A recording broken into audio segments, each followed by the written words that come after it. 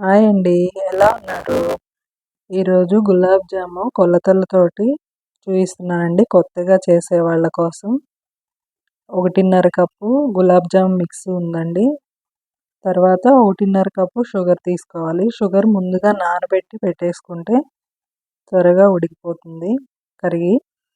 తర్వాత 1:30 షుగర్‌కి 2:15 వరకు వాటర్ తీసుకున్నానండి. ఉడికేసరికి వాటర్ తగ్గిపోతుంది.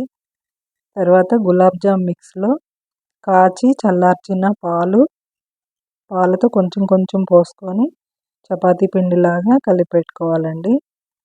దాన్ని బాగా 1:30 గంట సేపు అలాగా నానపెట్టాలి. నానితే బాగా ఉంటుంది. చిన్న చిన్న బాల్స్ చేసి పెట్టుకొని రౌండ్‌గా. తర్వాత ఈ షుగర్ సిరపు దానిలో కొంచెం ఇలాచీ వేసుకొని కాగబెట్టుకోవాలి.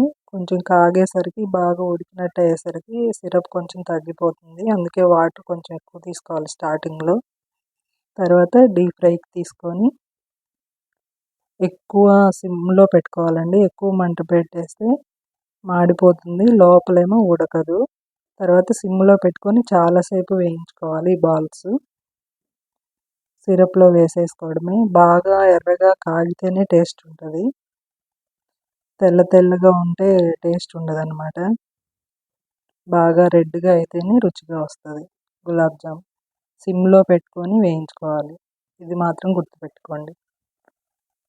సిరప్ అంతా పీల్చుకుంటుంది. తర్వాత కలబెట్టకూడదండి సిరప్‌లో వేశాక. చాలా టేస్ట్‌గా వస్తుంది. కొత్తగా చేసేవాళ్ళు ట్రై చేయండి. ఈ మధ్య వీడియోస్ పెట్టట్లేదని నా ఫ్రెండ్స్ అందరూ అడిగారు. కొంచెం హెల్త్ బాగలేక వీడియోస్ చేయలేదండి. మళ్ళీ పెడతాను రోజొకటి. ఇలా గుర్తుంచుకొని అడిగినందుకు థ్యాంక్స్ అండి. మీ సపోర్ట్ ఇలాగే ఉండాలి. గులాబ్ జామ్ ట్రై చేయాలన్నోళ్ళు కంపల్సరీగా ఈ మెజర్మెంట్స్‌తో ట్రై చేయండి. Thank you.